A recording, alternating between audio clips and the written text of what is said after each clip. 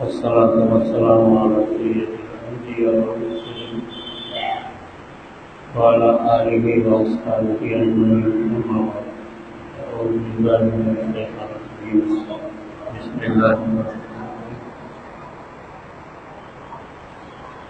ننزل من القرآن ما هو شفاء ورحمة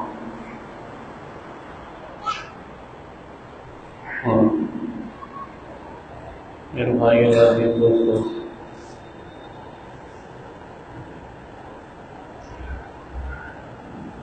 ایمان کا مطلب یہ ہے کہ ہم عقیدہ صحیح رکھنا، عقیدہ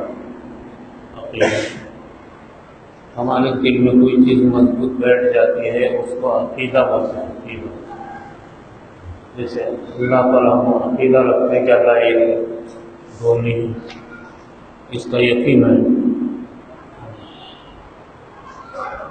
جو چیز یقین کے درجے پہ ہو جاتی ہے اس کو عقیدہ بولتے ہیں۔ اللہ کے تعلق سے عقیدہ، فرشتوں کے تعلق سے،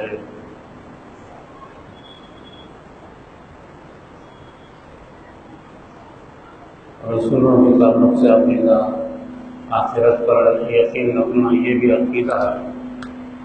آخرت پر یقین، جتنا آخرت پر یقین بڑھے گا اتنی دنیا اچھی ہوتی ہے۔ دنیا کو سدھارنے کا واحد ذریعہ یہ ہے کہ آخرت پر یقین رکھنا، یعنی مرنے کے بعد اٹھائے جانے کا، والبعث بعد الموت، کہ مرنے کے بعد اٹھایا جائے گا فوراً، قبر میں بھی اٹھایا جائے گا، میدان حشر میں بھی۔ یہ اس پر یقین رکھنا۔ تو آج کل کے زمانے میں ایک اور بات ہے کہ قرآن کریم کیا چیز ہے۔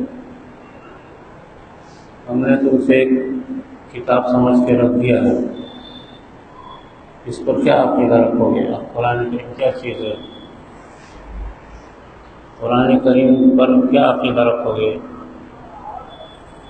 ہر نبی کے ساتھ کچھ کتابیں صحیح کے احکامات آتے تھے۔ حضور صلی اللہ علیہ وسلم کا جو آخری کتاب آئی تو وہ ہمیشہ رہے گی۔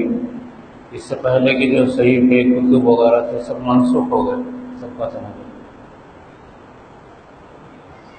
تو قرآن کریم کیا چیز ہے؟ کیا اللہ نے اس کو بنایا ہے، لکھا ہے، بولا ہے یا تقریر کیا ہے؟ کیا چیز ہے؟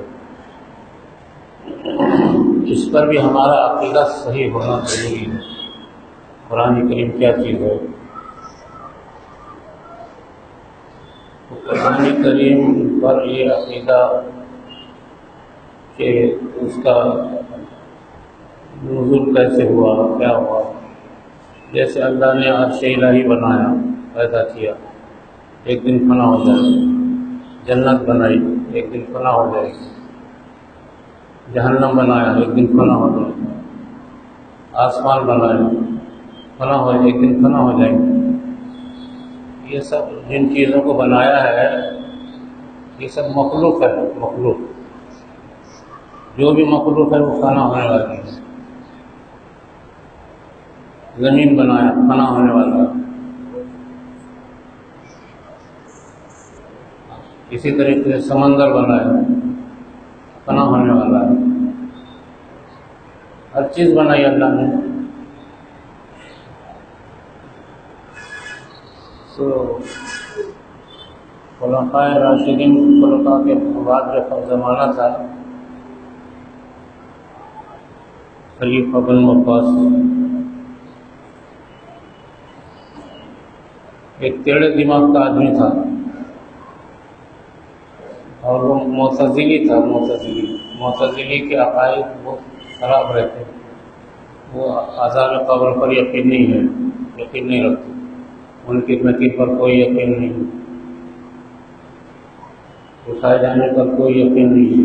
معتزلی جن کو کہتے ہیں، ایک طبقہ ہے، آج کل نہیں پایا جاتا، اگر کہیں ہے بھی تو وہ بہت چھپ کر کے ہے، دوسری شکل اختیار کر۔ تو اس کا ایک ماہر آدمی تھا، چار باز بادشاہ کی خدمت میں گیا ہو، کہا کہ اللہ نے ہر چیز بنایا ہے، زمین، آسمان، چاند، سورج، قرآن کریم بھی تو اللہ نے بنایا ہے۔ بادشاہ کو یقین ہو گیا، تو بادشاہ نے اس پر ایمان لایا، کہا کہ ہاں آپ صحیح کرتے ہیں۔ بادشاہ یعنی خلیفہ عباسی، مامون نام تھا اس کا۔ اس نے کہا اس وقت سب سے پہلے ضروری یہ ہے کہ جو قرآن پر آپ چلتے ہیں وہ قرآن کے بارے میں علماء، دور حاضر کے بڑے بڑے لوگ کیا کہتے ہیں ان کو بلا کے پوچھیے۔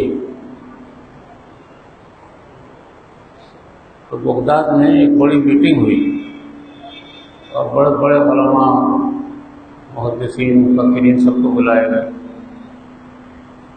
خلیفہ نے جس شخص کو، جس گورنر کو متعین کیا تھا کہ سب سے پوچھو، آواز نہیں آ رہی تھا برابر، گونج رہی تھی، آواز گونجنا نہیں، آواز گونجے تو سمجھ میں نہیں آتی۔ تو خلیفہ نے پوچھا کہ ایک گورنر متعین کیا اور گورنر سے کہا کہ سارے بغداد کے علماء کو جمع کرو۔ بغداد دنیا کا دارالسلطنت تھا، ساری دنیا پر حکومت وہیں سے چلتی تھی اور خلیفہ وقت ساری دنیا کے بادشاہ کہلاتے تھے۔ لیکن اکثر جو بڑے عہدے پر رہتے ہیں ان کا دماغ بھی خراب رہتا۔ تو وہ شخص نے ان کو بتایا کہ بھئی ہر چیز اللہ نے بنایا، عرش، جنت، جہنم، دوزخ سب بنائے۔ قرآن کریم کے بارے میں کیا کہتے ہو؟ قرآن کریم بھی اللہ نے بنایا۔ تو آپ یہ اس بادشاہ کو یقین آ گیا۔ تو بادشاہ نے کہا کہ ایک میٹنگ بلاؤ، سارے علماء کو جمع کرو اور ان سے پوچھو کہ قرآن کے بارے میں کیا کہتے ہو۔ تو سارے علماء کو جمع کرنے کے بعد محدثین وغیرہ، علماء وغیرہ بڑے بڑے تھے، انہوں نے کہا کہ یہ اللہ نے بنایا نہیں ہے اس کو، بلکہ یہ اللہ کا حکم نامہ ہے، کلام ہے۔ اللہ کا جو حکم ہے وہ فانی نہیں رہتا، مخلوق نہیں ہوتی۔ بس جھگڑا شروع ہو گیا کتنا، اب کچھ لوگ ادھر سے ہو گئے، کچھ ادھر سے ہو گئے۔ اب اس نے جن لوگوں نے بادشاہ کی نظریے کو اختیار کیا اس کو انعام اکرام دے دیا، اور جو اختیار نہیں کیے ان پر جو ان کو جیلوں میں ڈال دیا۔ اس زمانے میں بغداد میں سب سے بڑے امام رہتے تھے، امام احمد بن حنبل، 4 ائمہ میں سے یہ چوتھے ہیں، حضرت امام ابو حنیفہ، امام شافعی، امام مالک اور امام احمد بن حنبل۔ شریعت کو پوری طریقے سے انہوں نے واضح کیا ہے اور چاروں کا مسلک صحیح ہے جس پر ہم ایمان یقین رکھتے ہیں۔ اگر وہ شریعت کو واضح نہیں کرتے تو آج سمجھ میں نہیں آتا تھا، جیسے بہت سارے مسائل میں فتنے پیدا ہوتے ہیں۔ تو بغداد میں یہ فتنہ پیدا ہوا کہ قرآن کریم کیا چیز ہے، کہ اللہ نے بنایا، یہ اللہ نے حکم نامہ جاری کیا۔ حکم نامہ یعنی اللہ کا کلام۔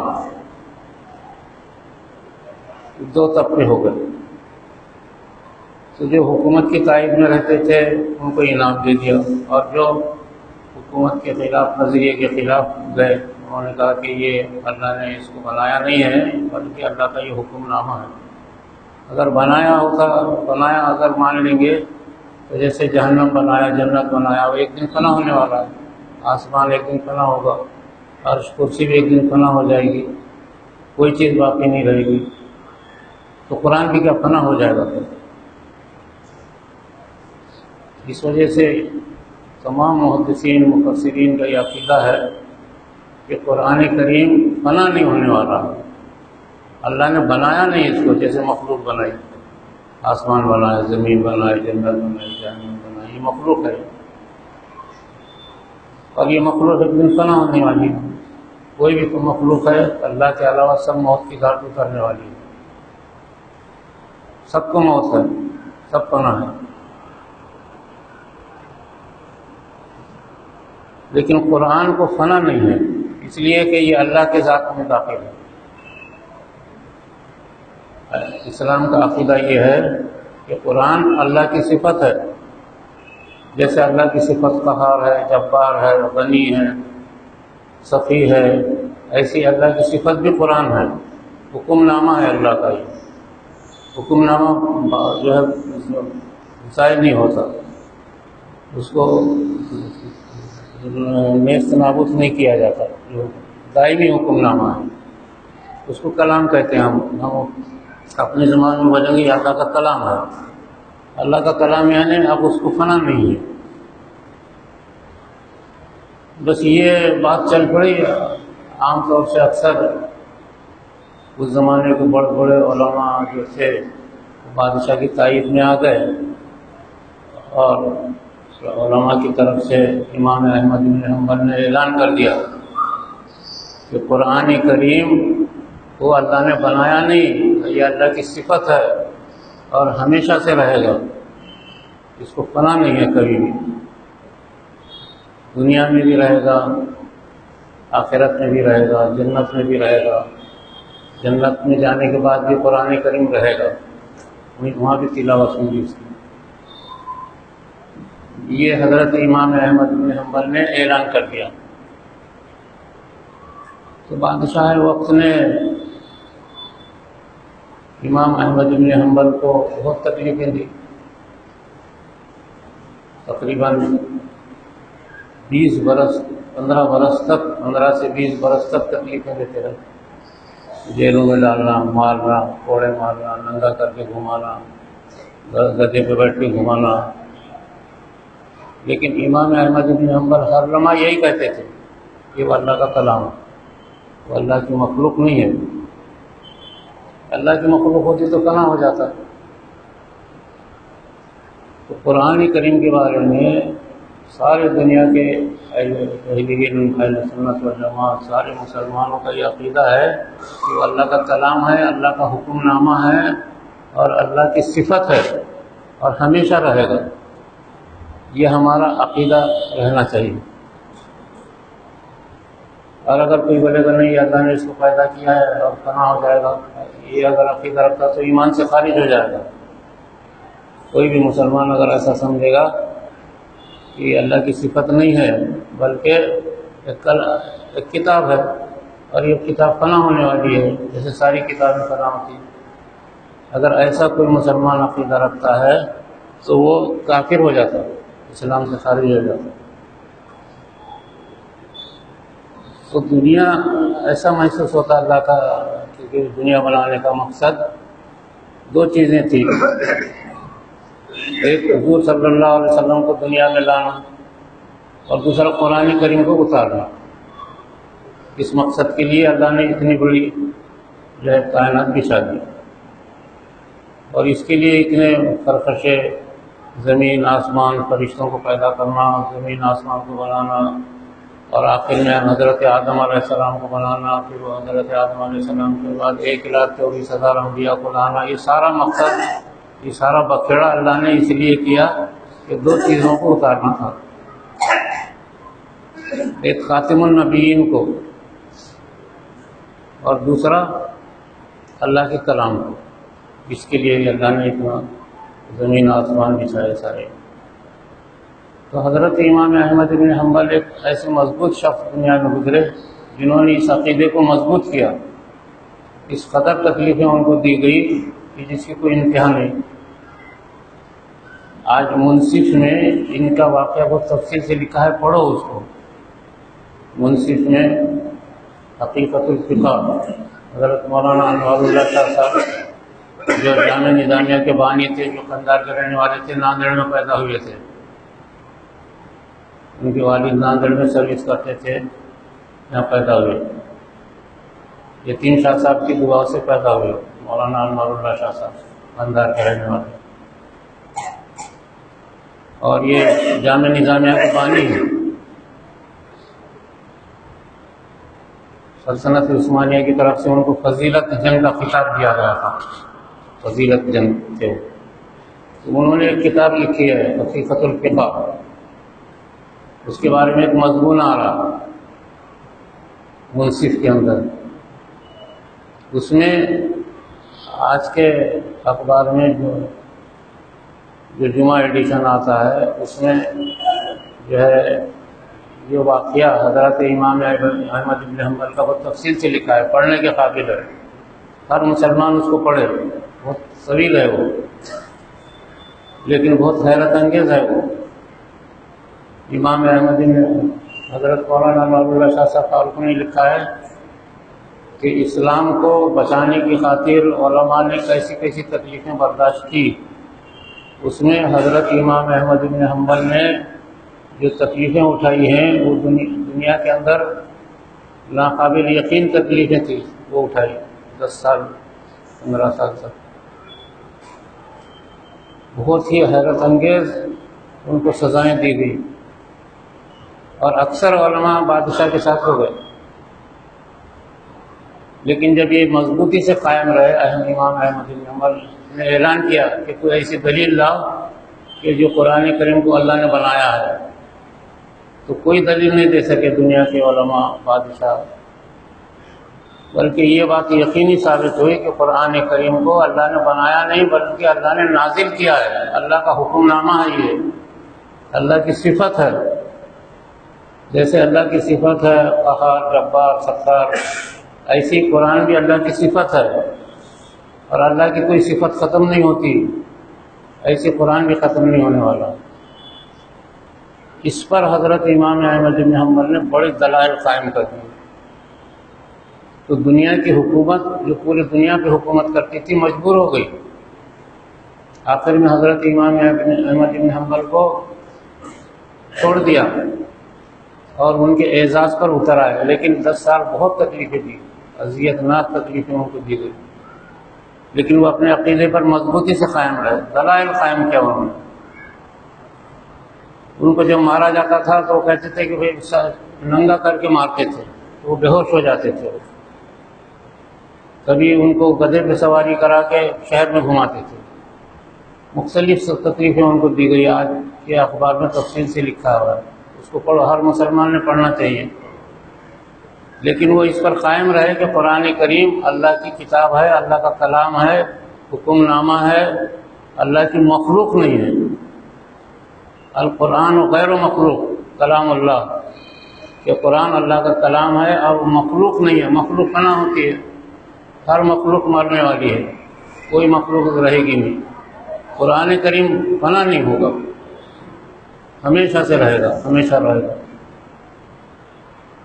تو اللہ تعالیٰ نے ایسے قرآن کریم کو جو نازل کیا، جو امام احمد بن حنبل کا جو عقیدہ تھا وہی آج پورے دنیا کے مسلمانوں کا عقیدہ ہے، سارے دنیا کے مسلمان اسی پر عقیدہ رکھتے ہیں، اور نہیں جانتے تو جان کر کے اس پر عقیدہ رکھنا چاہیے کہ قرآن فنا ہونے والا نہیں ہے، قرآن ہمیشہ ہے، ہمیشہ رہے گا۔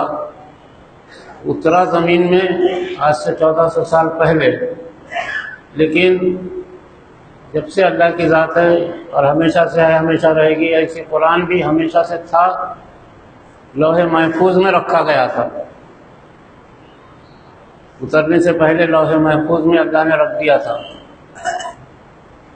وہ ہمیشہ سے، اگرچہ کہ وہ ساری مخلوق، سارے انبیاء خاص طور سے اور سارے فرشتے جانتے تھے کہ لوح محفوظ میں کوئی چیز ہے اور وہ اترنے والی ہے، تو اللہ نے جو اتنا بکڑا جو پھیلایا، زمین، آسمان، سمندر، چاند، سورج، انبیاء کو لائے، اور شیاطین پیدا ہوئے، جنات پیدا ہوئے، آدم علیہ السلام پیدا ہوئے، انبیاء آئے، سارے آتے گئے، آخر میں یہ سارے بکڑے کا مقصد یہ تھا کہ 2 چیزوں کو اتارا جائے، ایک حضور صلی اللہ علیہ وسلم کو آخری نبی بنا کر، اور دوسرا قرآن کریم کو اتارا جائے۔ اب قرآن کریم ہمیشہ رہے گا، قبر میں بھی ساتھ آتا ہے یہ، اسی طریقے سے قیامت کے میدان میں بھی ساتھ آئے گا، قبر میں ایک انسانی شکل میں آ کے مدد کرتا ہے. دنیا میں تو مدد ہی اسی قرآن سے ہوتی ہے. قرآن کریم پر یقین رکھ کر کے اگر قرآن کریم کی تلاوت عام ہو جائے تو اللہ کی مدد آنا لازمی ہے. صحابہ کرام جو کامیاب ہوئے وہ قرآن کریم کے ذریعے سے حضور صلی اللہ علیہ وسلم کی صحبت اختیار کرتے تھے اور قرآن کریم پڑھتے تھے، اللہ کا ذکر کرتے تھے. تو اللہ نے صحابہ کو اتنا طاقتور بنایا تھا، اتنا طاقتور کہ حضور نے فرمایا خیر القرون قرنی، بہترین زمانہ میرا زمانہ ہے. یعنی صحابہ بہترین دور ہے صحابہ کا. ایسا دور نہ پہلے آیا نہ قیامت تک آئے گا. تو اس کی علامت ایک ہی گھاٹ سے شیر اور بکری پانی پیتے تھے، اس لیے کہ تمام صحابہ قرآن کریم کی تلاوت کرتے تھے. سرکار کی خدمت کبھی نہیں چھوڑی. سرکار نے جتنا حکم دیا سارے حکم میں آگے بڑھ کے کام کیا انہوں نے. اور اس کے ساتھ ساتھ صحابہ نے اپنی ذاتی زندگی بھی بنائی، بال بچے، شادی بیاہ، اولاد. تو دنیا کا بہترین دور کہلایا جس میں صحابہ سرکار موجود تھے.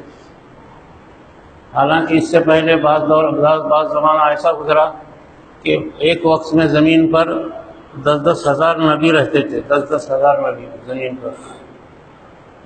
لیکن اس سے بہترین دور یہ صحابہ کا دور ہے، اس لیے کہ انہوں نے قرآن 24 گھنٹے یہ لوگ پڑھتے تھے. 24 گھنٹے. معمولی صحابہ نے دنیا کی بڑی بڑی طاقتوں کو زیر و زبر کر کے رکھ دیا. ایران کی سلطنت، روم کی سلطنت اور اس کے علاوہ جو سلطنتیں سب ختم کر کے قرآن کریم کو پوری دنیا میں قائم کر دیا. تو ایسا قرآن کریم جو غار حرا میں اترا ہے اس کے لیے آپ صلی اللہ علیہ وسلم نے 10 سال غار حرا میں اللہ کا ذکر کیا ہے. 10 سال تک رات اور دن سب کہیں اللہ نے قرآن کریم اتارا اور آپ کو خاتم النبیین بنایا. 10 سال غار حرا میں رہنا کوئی معمولی بات نہیں. آج دنیا کے انسانوں میں بابا آدم سے لے کے آج تک قیامت تک کوئی ایسا انسان نہیں کہ جو 10 سال کسی غار حرا میں بیٹھ کر کے عبادت کرے. اور نہ کوئی کر سکتا ہے نہ کوئی ممکن ہے. اس کی بڑی تفصیلات کتابوں میں ملتی ہیں. غار حرا میں آپ کے رہنے کے 10 سال رہنے کے بعد قرآن حضرت جبرائیل علیہ السلام دونوں چیزیں لے کر آئے، منصب بھی اور قرآن بھی. تو تنہا حضرت جبرائیل نہیں آئے تھے، لاکھوں فرشتے ان کے ساتھ میں تھے. غار حرا کو اتنا وسیع کر دیا گیا تھا کہ سارے سمندر اس کے اندر تھے، اتنا وسیع کر دیا گیا تھا. لاکھوں فرشتوں کے ساتھ حضرت جبرائیل علیہ السلام آئے. اور زمین آسمان جس وقت 5 آیتیں پڑھ کر کے سنا دی انہوں نے، تو زمین کو، آسمانوں کو، سمندروں کو سب صاف کر دیا گیا. زمین کو خزانوں سے بھر دیا. آسمان زمین کے اوپر سے ساری نحوستیں ختم کر دی.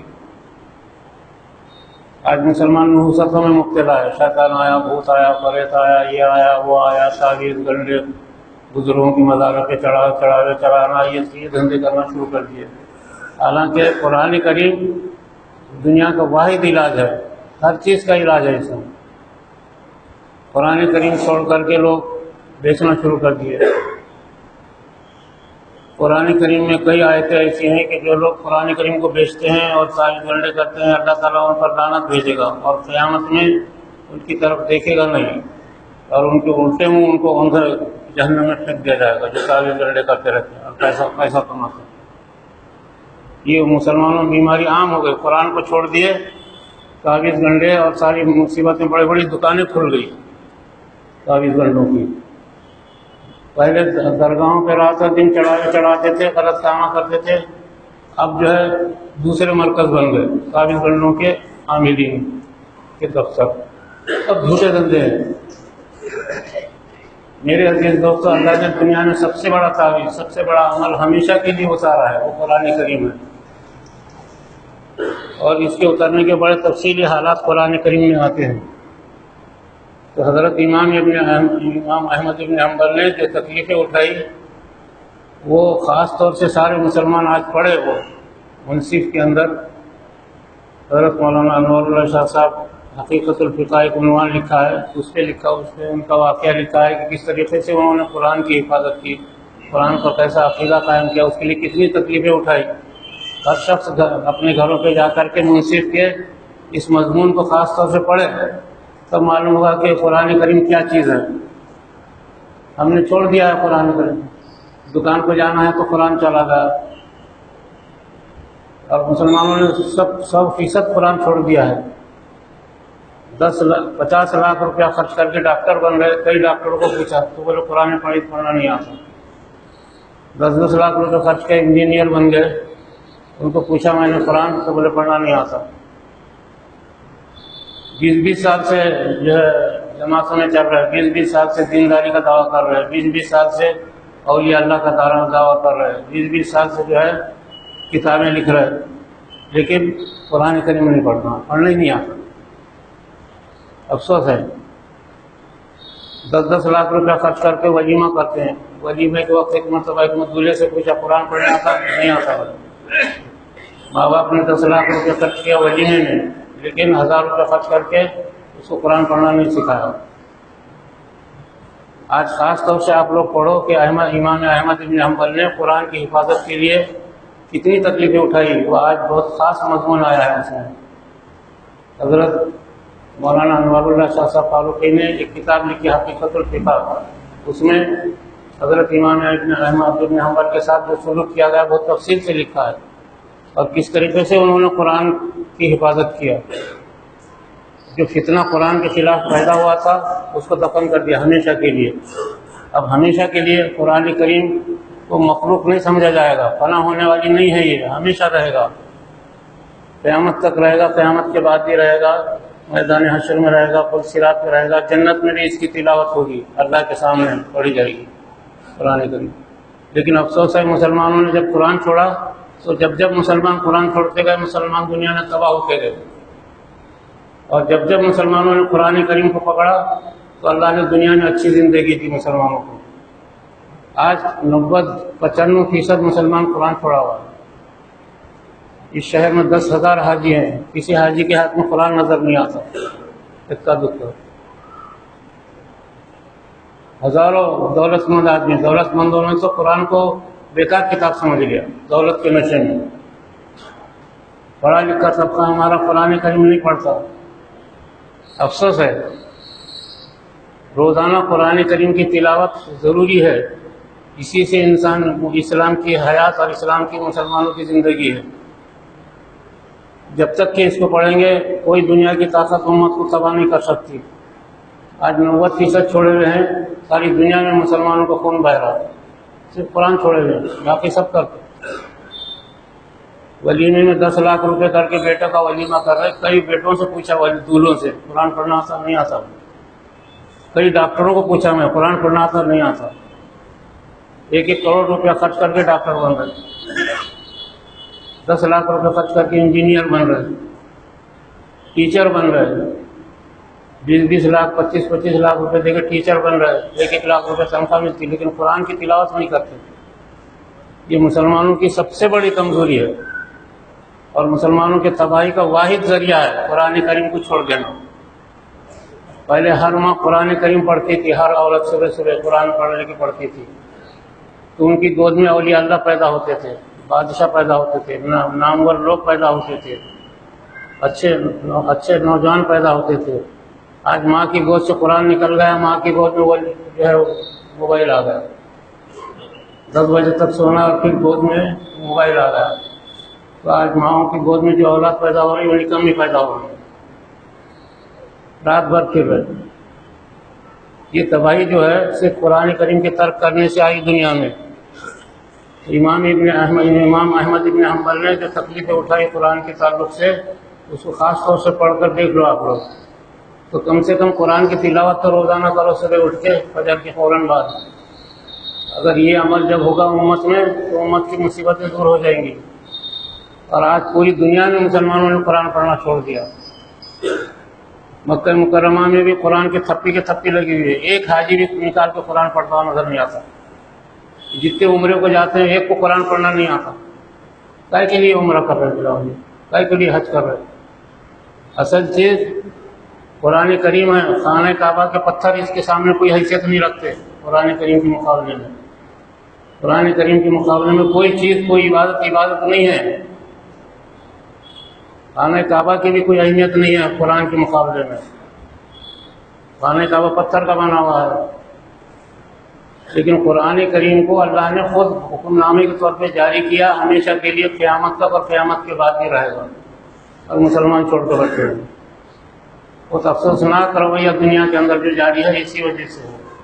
میرے عزیز دوستو، قرآن کریم زندگی میں پڑھو، اپنی ماؤں بہنوں کو روزانہ پڑھنے لگاؤ، اپنے بچوں کو روزانہ پڑھنے کے لیے لگاؤ، اس پہ پیسہ خرچ کرو. انگلش میڈیم سے پڑھا کے بچے پر ہر سال، ہر مہینہ 10,000 روپے خرچ کر رہے. 1,000 روپے کسی حافظ کو دے دو. حافظ کو پیسہ کیوں نہیں دیتے؟ بیچارے اتنے حافظ پڑھ کر کے آئے، قرآن کریم یوز کر کے، ان کو مہینے کو 1,000 روپے دے دو نا بھائی. بگڑ رہا کیا تمہارا؟ دولت جا رہی کیا؟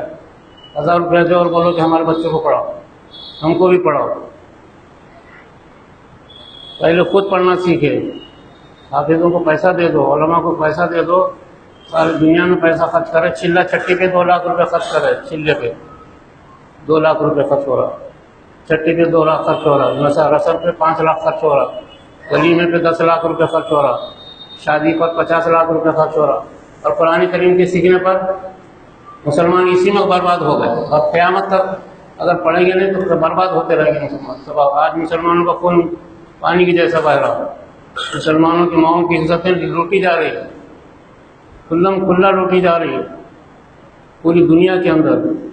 اور مسلمانوں کو مال جلایا جا رہا ہے، مسلمانوں کو پکڑ کی جا رہی ہے. قانون کے بہانے میں ہندوستان میں بھی مسلمانوں کو گرفت میں لایا جا رہا ہے، غلط قانون کے بہانے. قانون ہم نے بھی ہماری 1000 برس، 2000 برس، 1500، 1200 سال تک ہم نے بھی قانون چلایا ہے.